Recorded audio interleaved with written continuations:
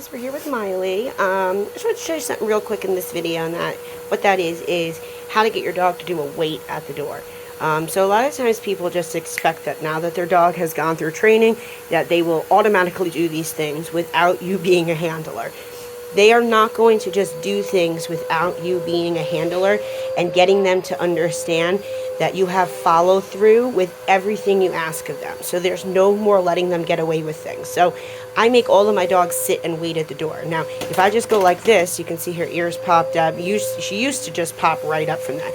Even just moving around a little bit, they get excited, right? So they think, okay, it's time to leave. So what I do is I start out by just playing with the handle just a little bit and then slowly opening the door. Just a crack, right? Keeping her in the wait. There's no pressure on the leash. So right there, as soon as she breaks, door closes, spatial pressure turns on. Miley, sit. Miley. Now notice I didn't use the leash to do any of that, right? It is way more important to get your dog to follow through with your body language and your commands than it is to make the tool do the work for you, because then your dog is going to respect a tool, not you. So I can add pressure with the leash, or I can add pressure with myself just by turning on and off, by moving in and backing up. So she tries to break right now. So even this, get to walk outside. So all I had to do was push my knee forward. I didn't even come inside. Miley.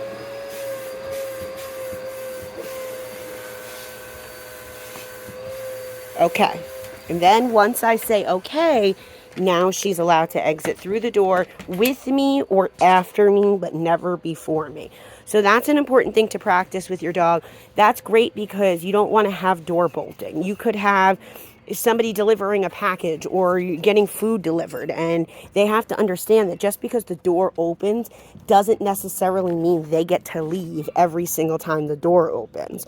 So practicing that behavior with them, if you want them to have a really strong wait at the door and no door bolting, practice that in repetition so that they understand every single time they go out that door, you put them in a sit, you tell them wait, and you say okay to release them. The more you practice this behavior by showing them, sometimes I step in and out, sometimes I dance around a little, sometimes I knock on the door, sometimes the doorbell rings. There's all sorts of things you can do to get them to understand that there is no reason that you're allowed to break that sit except for me saying okay and letting them come through. So as you can see, that's exactly how we go about starting our walk. It's really important to get your dog to wait at the door because it sets the tone for the walk before you even leave the house. It lets them know that you don't get to just barge out the door. That energy is way too much. We don't get to leave until you're in a calm state of mind and when you follow my cues. So always remember that doing a heel it's a walking command, it's a moving command where your dog is going to continuously be using their brain, not just getting physical exercise, but getting mental exercise by making them do things and making them think through and, problem solve and remember and doing routine. Okay. Right, so even things like that right there, if I want to practice making sure she knows that just because I move, right? So there you go. Pressure turned on and off. Just because I moved, nobody said we're going to HEEL. Right? So now she has to start understanding just because there's a distraction. Now I also have Coco out front in her little playpen who's barking.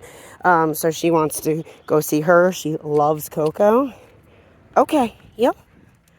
So okay, released her. Heel means walk with me at my pace. I actually did not need to say okay there. You can just say heel. Turns are really important, but remember, don't choke up on your leash because you're turning. Release tension when you turn, right? So most people want to do this when they turn. You want to do this when you turn, okay? Have it rest on your fingers. Your dog can't walk on a loose leash if you never give them the opportunity to have a loose leash.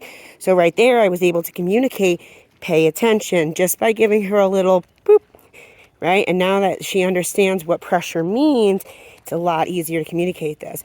You're going to have a lot easier time. I highly recommend practicing with one dog at a time until you guys become effective handlers and you feel confident in your handling skills and you start to understand the tool.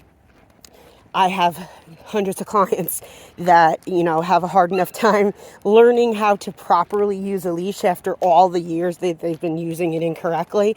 I also, it took me years to perfect how to do this as well. Now that I'm, an efficient handler and I really know how to do this well because I practice it day in and day out with so many dogs, that I know how to do this in so many different situations, that I'm really confident in my handling, and I can just kind of move forward. And that's the key. A lot of times people watch their dog too much and they're like waiting for their dog to mess up. So I'll even show you the difference between not having confidence in where I'm going. Look how messy this is already, right? You're going to be like, oh, wait, why isn't she doing it, right? Because you're not going, right?